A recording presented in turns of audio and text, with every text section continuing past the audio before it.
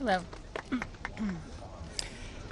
My name is Annie Farmer, and I was 16 years old when I was flown to New Mexico to spend a weekend with Epstein and Maxwell.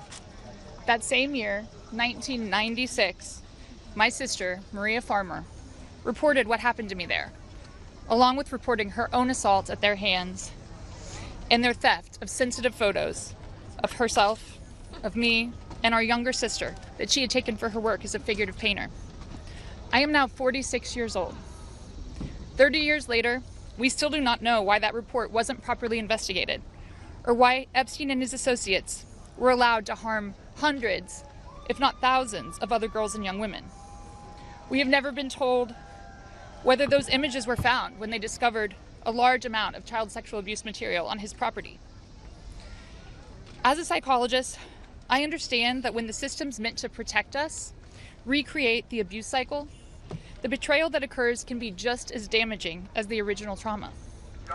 This happens when survivors of these crimes are not believed, when our well-being is not weighed as heavily as those who have more resources or more privilege, and when perpetrators of these crimes are given a platform rather than the survivors of them.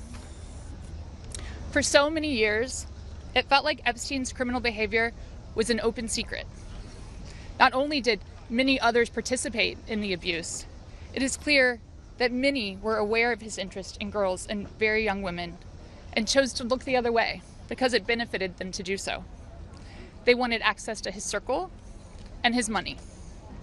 Their choice to align with his power left those of us who had been harmed by this man and his associates feeling very isolated.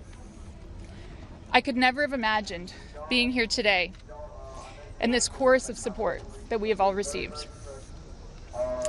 I have been sent so many notes and messages from people with no direct connection to this case who've expressed their solidarity with us.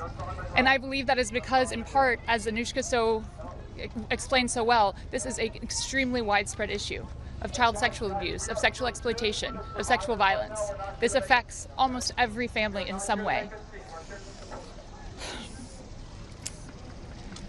From my conversations with women in these last few days and from all of the support that we've received, it's very clear to me that we are not going away, we are not going to be quiet, and we are not going to give up. And I ask the American public to stand with us and not give up. At a time with record high levels of distrust in our institutions and a perception that there are two Americas, one for those with power and privilege and one for everyone else, passing this Epstein transparency bill is one important step that can be taken to prove to Americans that the government does not side with sexual perpetrators.